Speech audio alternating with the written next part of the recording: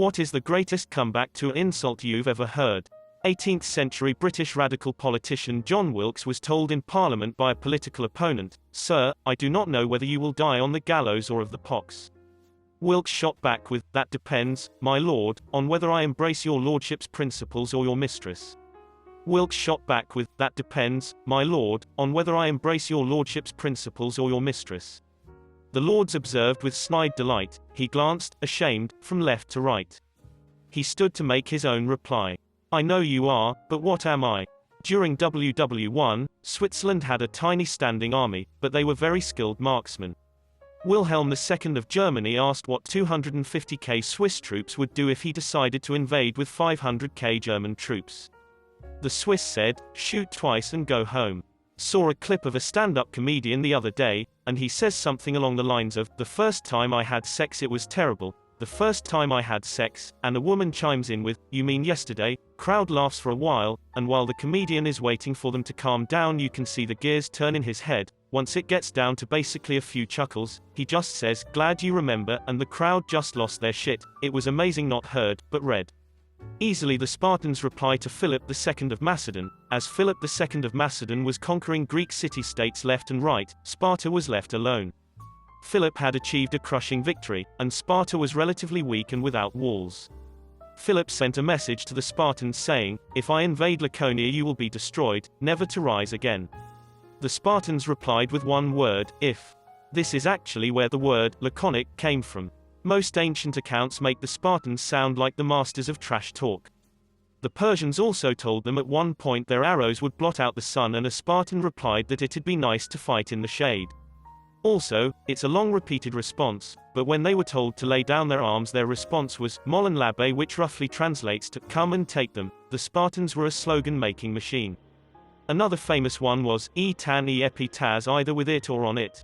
It was said by a mother to her son, when giving him his shield before going to battle. It means return home with it, or on it dead.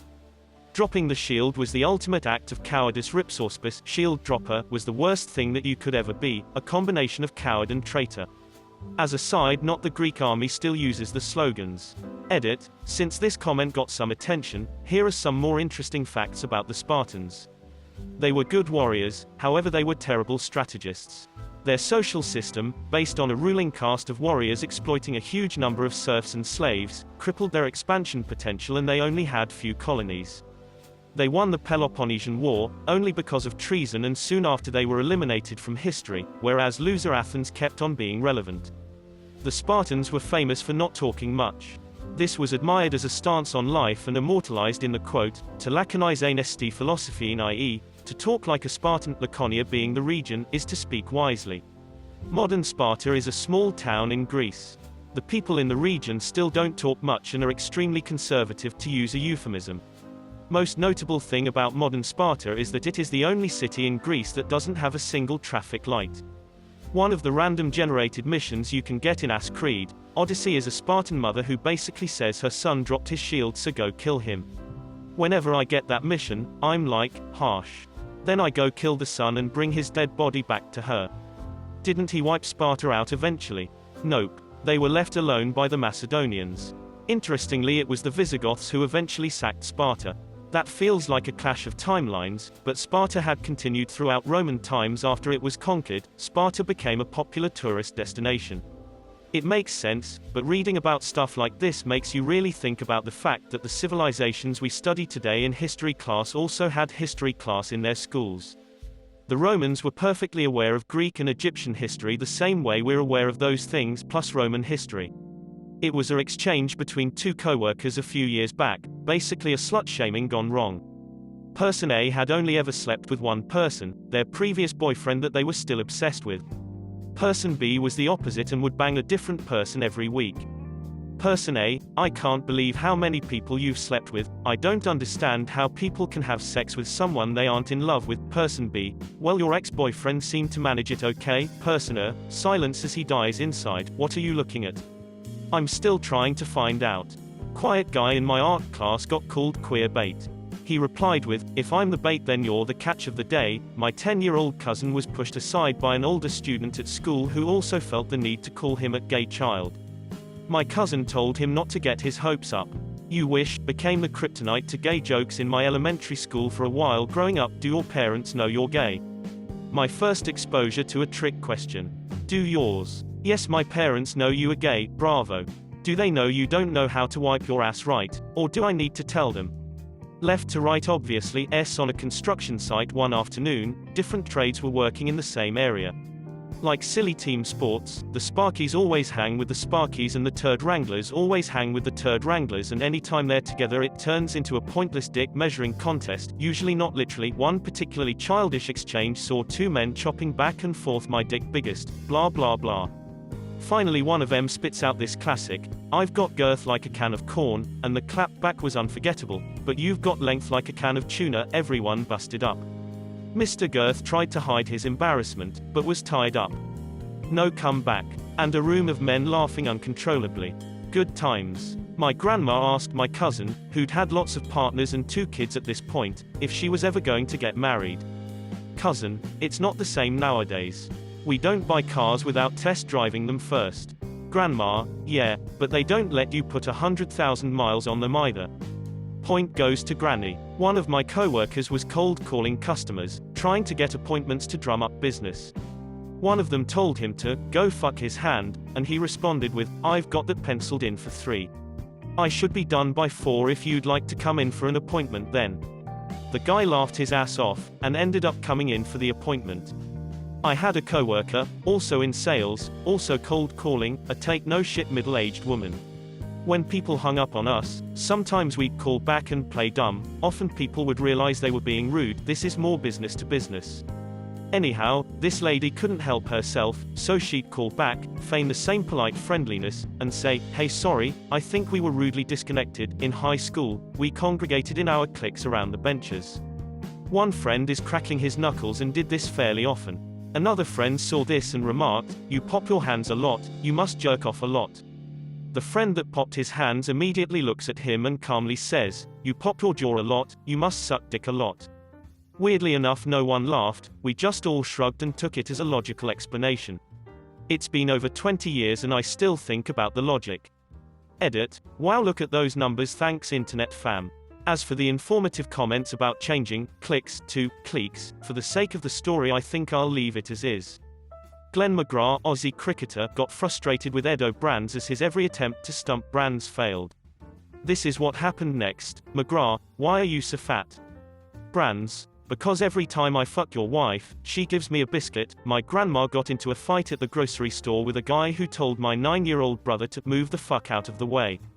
They were going at it and his final words were, suck my dick, bitch, she said across the store, if I could find it, bitch. Winston Churchill, of course. Lady Nancy Astor, Winston, if you were my husband, I'd poison your tea. Churchill, Nancy, if I were your husband, I'd drink it. Winston, you are drunk, disgustingly drunk, yes, madam, but you're fat. And when morning comes, I shall be sober. I work at a hotel. A few years ago this guest got into a spat with our security officer over something, but she wasn't getting whatever she wanted, so she told him he was full of S______. Our security officer replied immediately, no I'm not, I took care of that this morning. But thank you for your concern for my good health and regularity. At this time I was about to bust up laughing, so I had to excuse myself to the back office, and as I was leaving I heard him continuing on with this lady, deadpan, but I promise I eat a healthy diet full of fiber. It warms my heart to know you're concerned with me having regular bowel movements. So the next time I'm constipated I know you're thinking of me. It continued on, and all the more he's playing this deadpan and it's making the lady madder and madder, and I'm in the back laughing so hard I'm nearly crying. After that spiel was over though, she didn't give us any more problems the rest of the night. A friend of mine was getting bitched at by these 2 identical twin girls in a class one had once. He replied with a troubling look on his face and said, if you 2 are identical, how come only one of you are hot? That dude played the long game as those 2 girls looked rather perplexed for the rest of the session. I can't remember the best one I've heard, but I can remember the best comeback I ever did. It is also, in fact, the only good comeback I ever did. I was in 7th grade, and we were in the locker room after gym. People were discussing shoe sizes because this one kid had enormous feet. I don't know if I have small feet, but mine were the smallest. They said, small feet, you know what that means. I didn't mind too much, but one kid crossed the line. He said, don't worry, fella, there's like 10 different ways to make it bigger. So I said, have you tried all 10?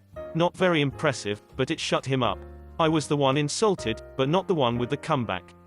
I was out with a coworker and her friends, and my buddy and I were leaving a little too early for her sensibilities.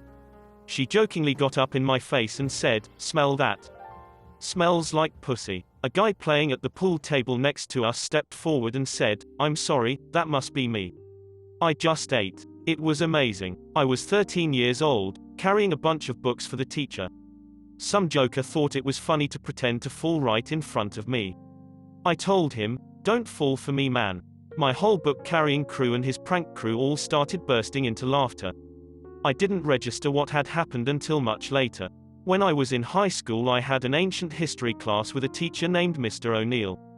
He was a really educated and well-spoken but quiet, younger guy, a bit chubby with curly blonde hair, and liked wearing bow ties. In this same class was this kid named Jake, who was one of those kids that always acted like a smartass to every teacher in order to try and get a laugh. He was so annoying he actually had a stapler thrown at his direction by another teacher, which is a whole other story I told the other day. Anyway, I remember one day Mr. O'Neill was having trouble reaching the string to pull down the screen for the projector. He would make little jumps and swat at the string, but just barely couldn't get it. Jake noticed and saw an opportunity, so he yelled out, "What's the matter, Mr. O'Neill, can't reach?" Him and his buddies chuckled to themselves like a bunch of goons in the corner. Mr. O'Neill replied, "No, Jake. I'm just getting my morning exercise." And then he started touching his toes. It wasn't the most clever comeback, but coming from a guy like Mr. O'Neill, it was pretty hilarious. More importantly, it shut Jake up and a majority of the class started laughing at him. Mr. O'Neill became a bit of a hero for being the guy to shut down one of the annoying smart-ass kids that would always disrupt class. I have a bunch, but one of the more memorable ones was back in 8th grade. For context, I didn't make the basketball team 7th grade, but I made the team in 8th grade. This kid that was on the team the previous year but didn't make it currently was really upset and telling me how bad I am and blah blah blah. I told him that if he is better than me, then why didn't he make the team, and he replied with, "It's just cause of my grades, bro." So I replied with, "Oh, so you're just fucking stupid then." He gave up cause it was either accept that he was bad or accept he was an idiot, so